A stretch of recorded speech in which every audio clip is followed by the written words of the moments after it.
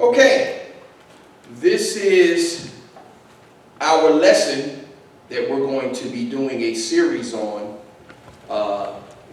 partakers of the divine nature. I believe that one of the most critical, crisis within the body of Christ is Christians understanding their identity in the kingdom. Understanding who they are. A lot of times when we go into ministries, we talk to other Christians, we deal with people, or we're counseling, or we're just listening to another Christian talking to us concerning their lives. A lot of times we hear things that don't need a lot of laying on of hands or prophesying. It's just them becoming familiar with who they are. You understand?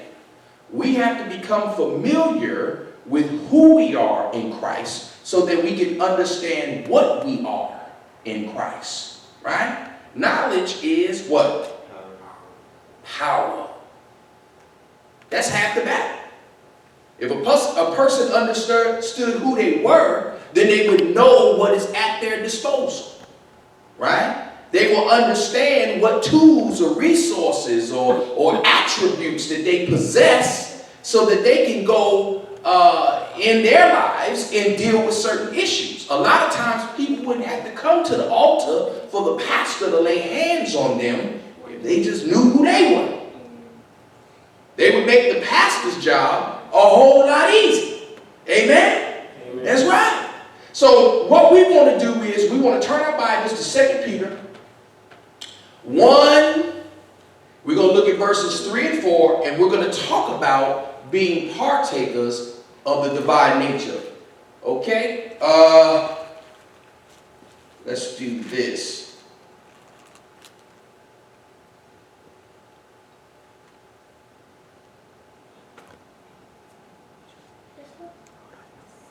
Here is 2 Peter chapter 1, verse 3 through 4. Here's what it reads. According as his divine power hath given unto us all things that pertain unto life and godliness through the knowledge of him that have called us to glory and virtue, whereby are given unto us exceeding great and precious promises, that by these ye might be partakers of the divine nature, having escaped the corruption that is in the world through lust. Very quickly, you can see where I have made distinctions in the wording here in these particular two passages. Because, again, what did I tell y'all about language? Somebody tell me about language. That's right, because the misunderstanding of language will do what? Make you work in error. That's right. Cause someone to operate in error. So understanding, see, this is about, we just talked about knowledge being power. We just talked about a Christian's the critical crisis of a Christian being the misunderstanding of their identity. And the only way that we're going to understand or receive the power of what's written is to understand the language. Amen? Amen. There is a creative power, a transformative power in the Word of God, but it can only be unlocked by understanding. Amen? The Bible says, in all thy getting, do what? Get an understanding. Amen? Amen. So we want to look at this and break this down. This is just the first part. We're going to get into this thing, but we need to establish a foundation. Amen? Amen? So we want to talk about these entire two verses, and we want to begin dealing with them word by word. We want to make sure that we understand what these words are saying, okay? So the first word we want to deal with is these words, according as, right? When we read the verse, it says, according as his divine power, right? Now, one thing that we have to understand about the word of God is simple, right? No word is insignificant if it's his word. Amen. Huh? One of the major mistakes, you're a journalist too, and you understand this. One of the major mistakes that is a disconnection between what people can truly comprehend in what's written is because they believe certain words are insignificant. So they skim right over the words. And what happens is it changes the entire context of what you're comprehending. Right? It changes it. Because now you've taken a word that gives more meaning and you just left it out because you want to get to what you believe is the main point. Right? But every word in the sentence supports the main point. Am I right, Brother Jeremy? That's right. According as, the definition of according as means in accord with the way in which. Right? What we need to understand is the phrase according as denotes a system or process of action. Did you hear me?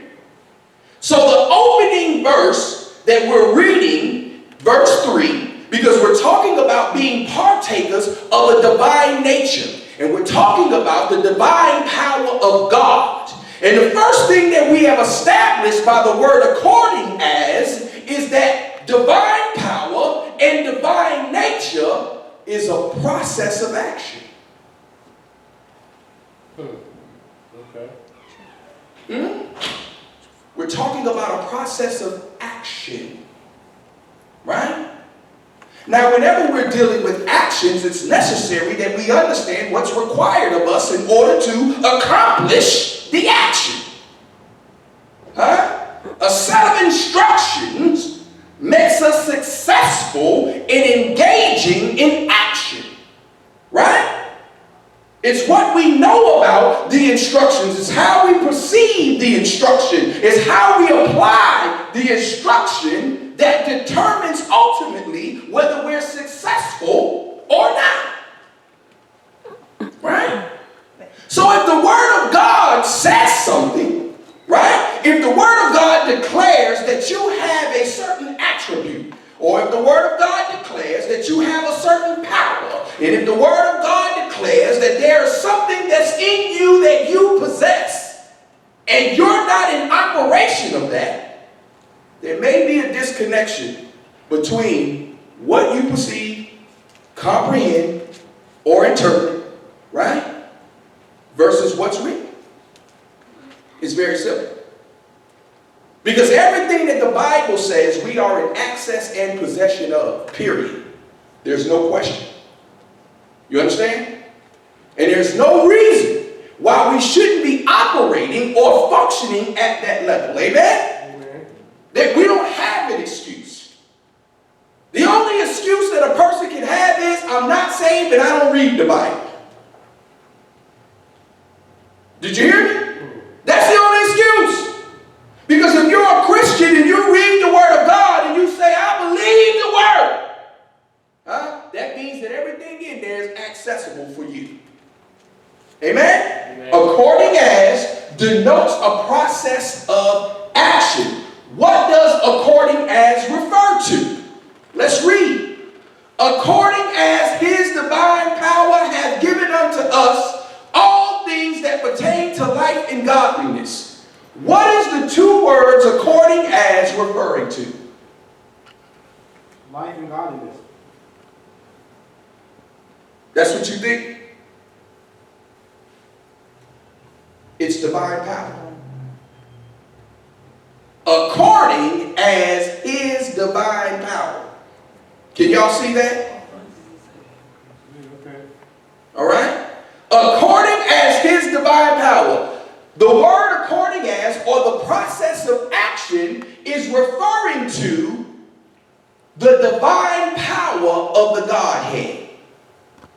process of action that's dealing with power. I want you all to visualize this. I need you to conceptualize the word power. Okay? Because sometimes we believe that the word power is just an abstract word that's static. The word static means not moving. No movement. It's just dormant. You understand? Sometimes when we talk about power, we believe or we conceptualize or we operate in the mindset of power being just a dormant attribute. But power is always moving. Did you hear me? Power is always evolving. Are y'all hearing me? Power is always growing. It's changing. It's forming. It's creating. It's never dormant. Especially when we deal with the power that's talked about in this verse. So the process of action of the divine power is creation. Here, when we're talking about according as his divine power, we're talking about the divine power of God to create. Are y'all still with me? Because y'all know y'all do have the authority to raise your hand. Right? Right. I do want you to understand the liberty that y'all have to say stop. Right? Okay? So the word according as is dealing with a system of action. The system of action is referring to divine power, and divine power is dealing with God's power to create. I'm going to show you, I'm going to tell y'all something. I'm going to ask you a question.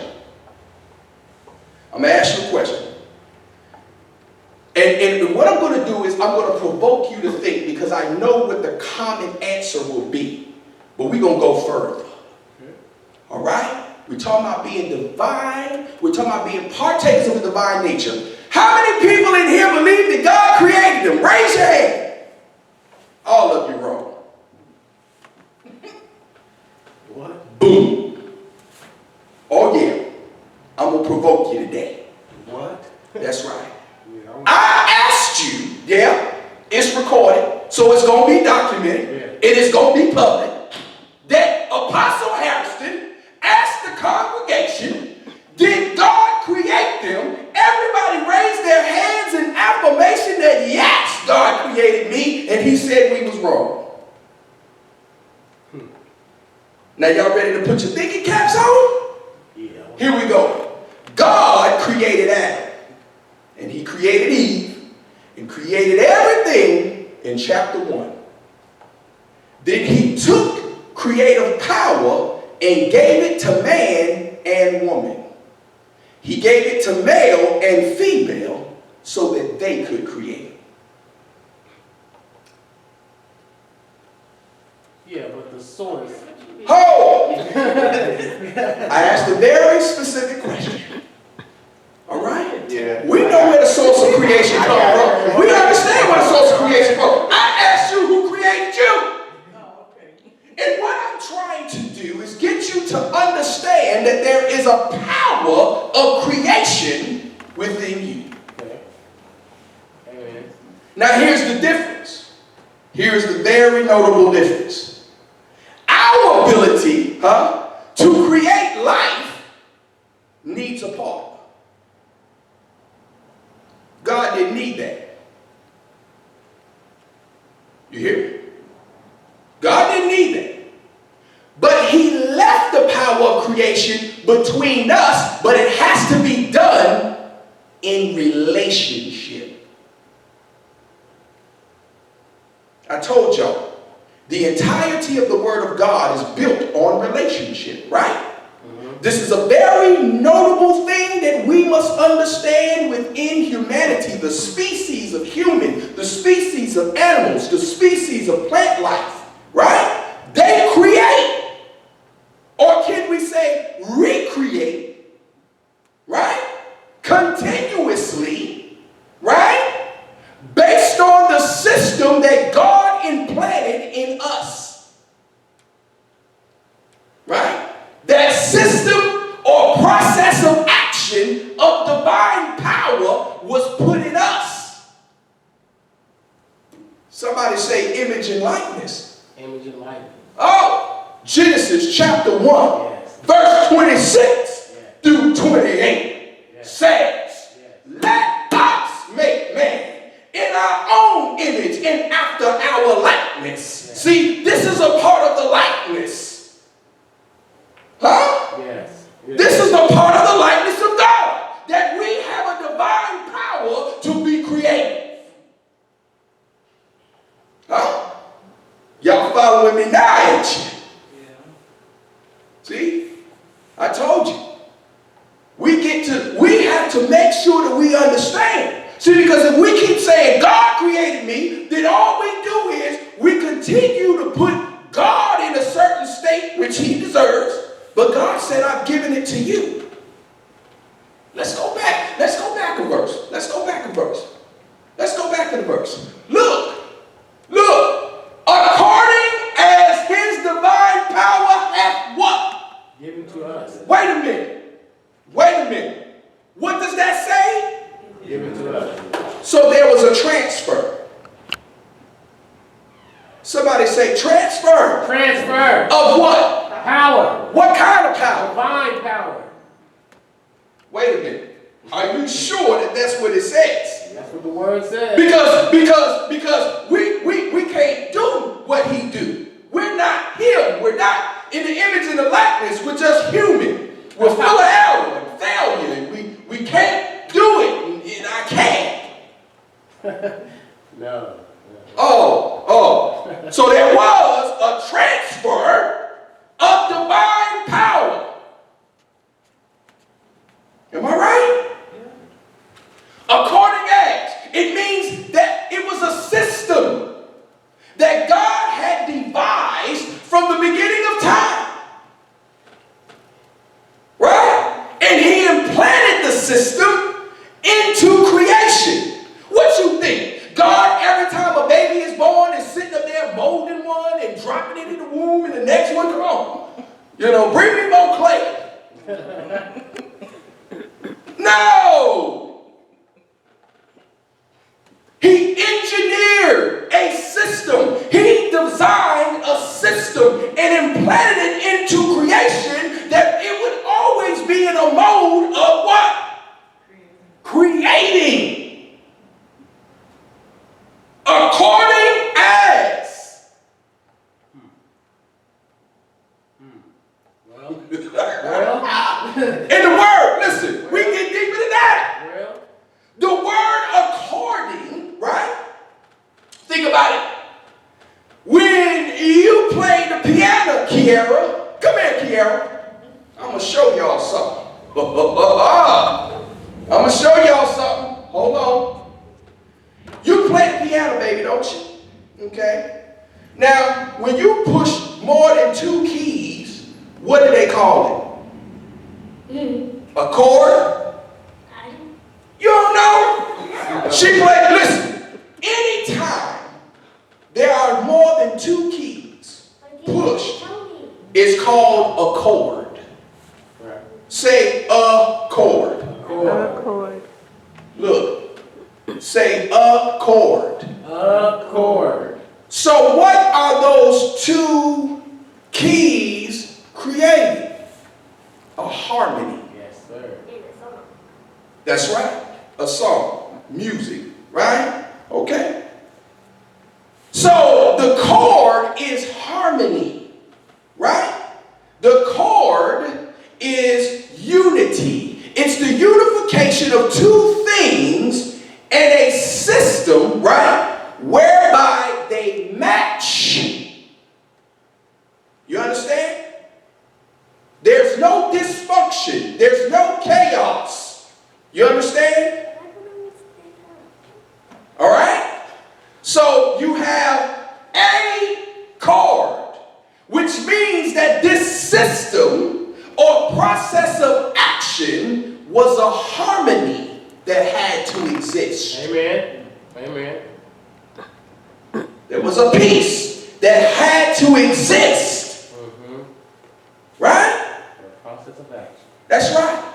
Okay? So we see that the action and systematic process of God's divine power is what the word according as is speaking to. Because the divine power of creation was put into the world. It was implanted into creation, and it was implanted into everything in it.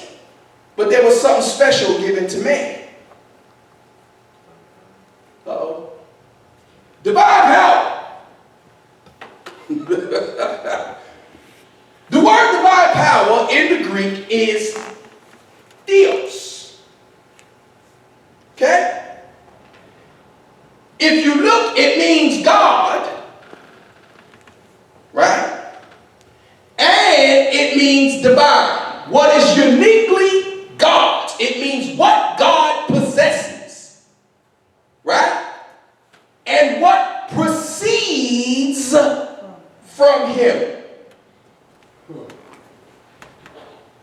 Anytime you see a word with the prefix P-R-O, proceed, process, profess. It means something that is going forth. Look at the journalist. He like, yeah. Huh? That's right. So something that is proceeding from God. It means, listen, I just said that the divine power of God was embedded in creation, correct? It was also implanted in man. What man received that the rest of creation didn't was the image and the likeness of God. Right? This is why when it applies to us, we're talking about theos, but there was that special thing about man. That we didn't just get the creative power, but there was something else that we received. Because it was what was uniquely God. It's the thing that was possessed in God. Let me ask you a question. If I had a tank full of water, huh? Y'all hear me? If I had a tank full of water, and I took a cup, and I dipped it in the tank, and I set the cup before you, is it still water? Has the properties of the water changed?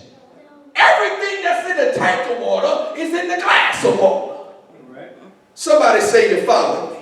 I said image and likeness.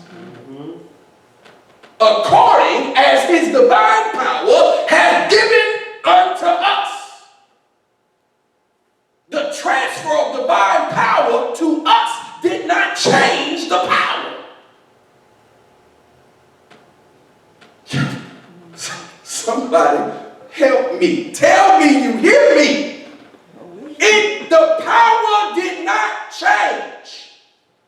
Now, I'm going to say something that will offend the religious.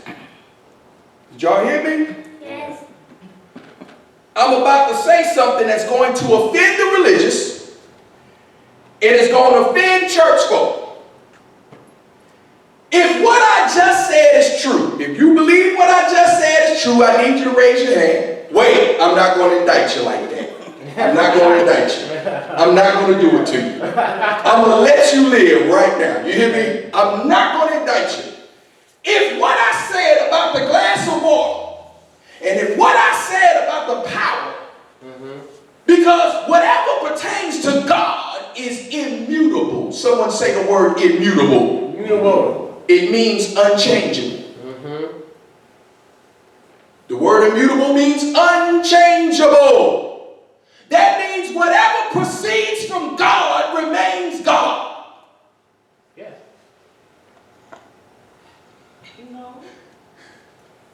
I said whatever proceeds from God remains God. That's right. That's right. That's right.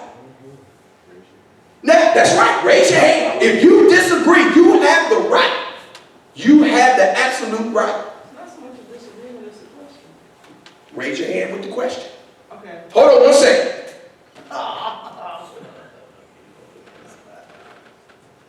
You don't want to go and come on. Just ask No, what. no, Okay. no, seriously. Okay, I guess my question is that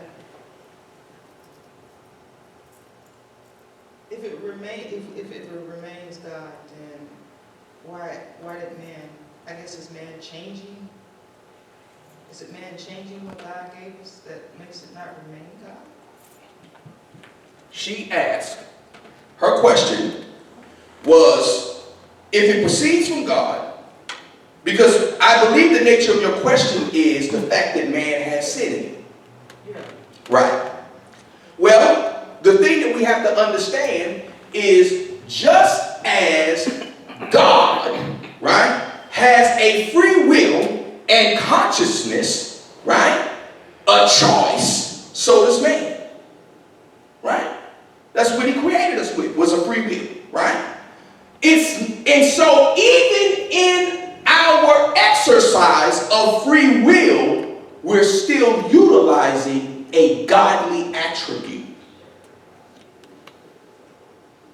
The difference is the fact that our decisions at times lead to our own destruction and the destruction of things around us. But it's still a power that God gave us that he had. It's still a part of his attributes that was implanted in man, is our ability to will. You understand what I'm saying?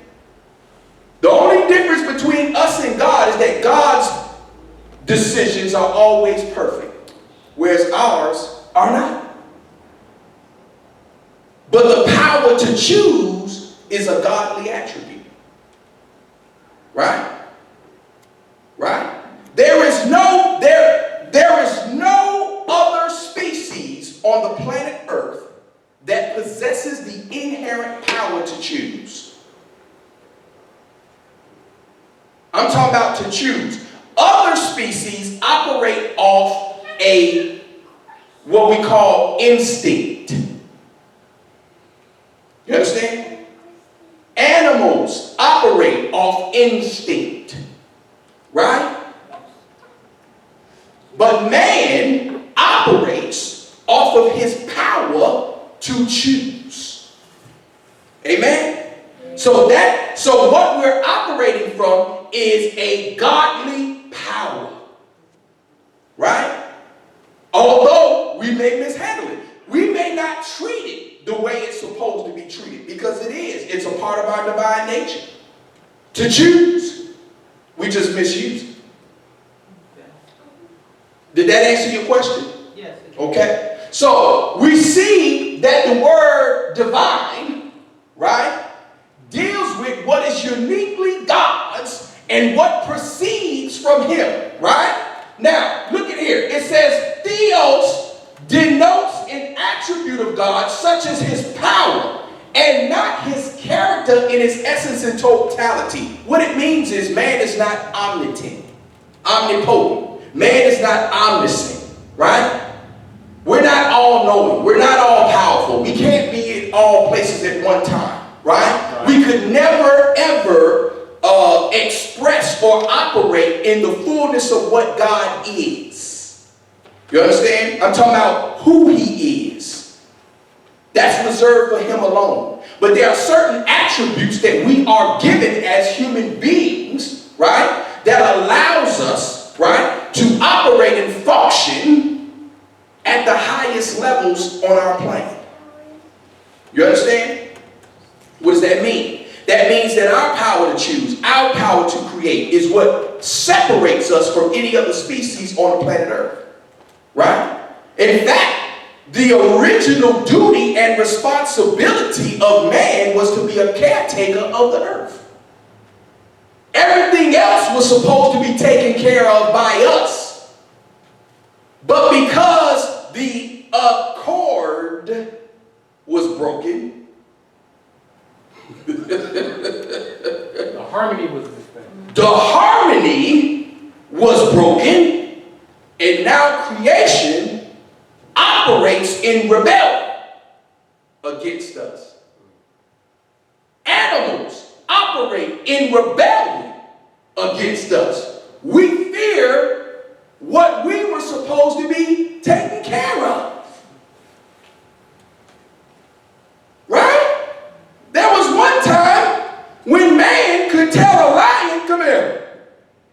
have a seat. So I lay down. Now we can't even go out there. Huh? We can't go out there playing the game. You see? That's why we can train other animals. But animals can't train us. Right? As forceful as the elements of nature are, meaning fire, water, air, earth, is powerful of these elements, we still can harness their power and control them and use them for our benefit. Somebody say divine nature. Divine nature. You understand? So these attributes we are able to express. And this ain't something that we gotta wait to die to do. Yeah, when I die, boy, I'm gonna have a body with no sickness. I'm gonna be able to go from planet to planet. Fly around, defy gravity. You understand? The divine power of God can be expressed in this world. In the midst of all the corruption that we see. You hear me? Right? So divine, the word divine, this word, is describing the type of power. Right? This ain't no power that we get from a position. This ain't the power that we get from a title. This ain't the power that we can conceive in our own minds, which may be an illusion. This ain't that power. The power that I'm speaking on today is divine power. It's the power that emanates from what was rightfully God's and what is always proceeding from him. And when that word proceeding, it means there's no stopping it. Huh? Some people believe that God is on vacation.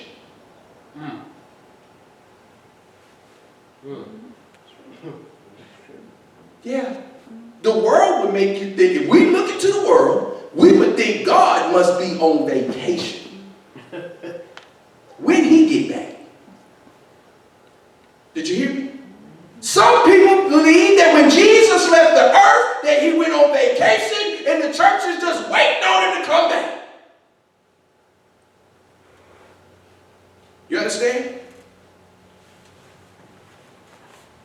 But we have to understand that the divine power of God is always proceeding.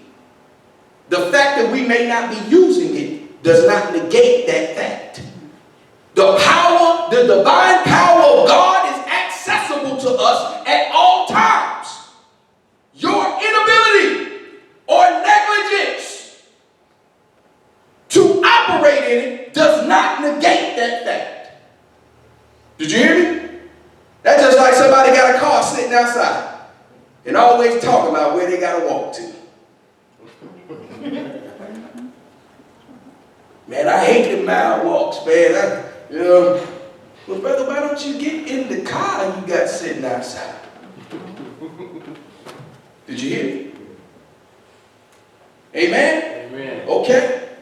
The word power, in this sense, there are two words that deal with power, but the one we're talking about is dunamis.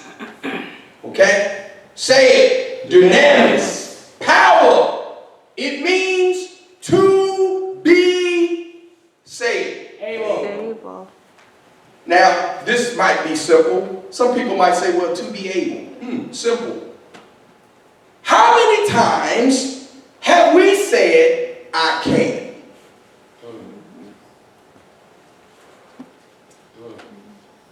Don't answer that. I don't want no indictments. How many times have we been faced with an issue in our lives and believe that we are not able? How many times have the bill been due and we professed over ourselves, don't look like we're going to be able to, ellipsis? How many times have we been in a situation of adversity and believed that we were just not going to be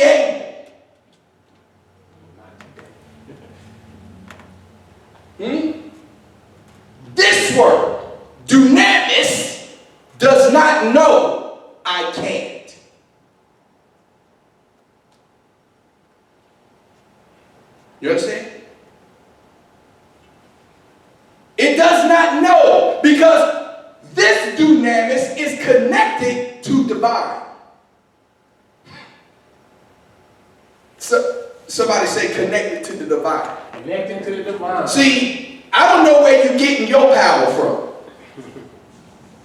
Divine. If your power, right, is not able to produce results, then it is then disconnected from divine. You may not be operating in divine power. You may just be operating in power. See, there was a power that the enemy offered to Jesus on the top of that mountain. Yes, he did. Yes, he did. It wasn't divine power because he didn't possess it. But he offered him power. And some of us believe that because something is happening in connection to our actions, that is divine power.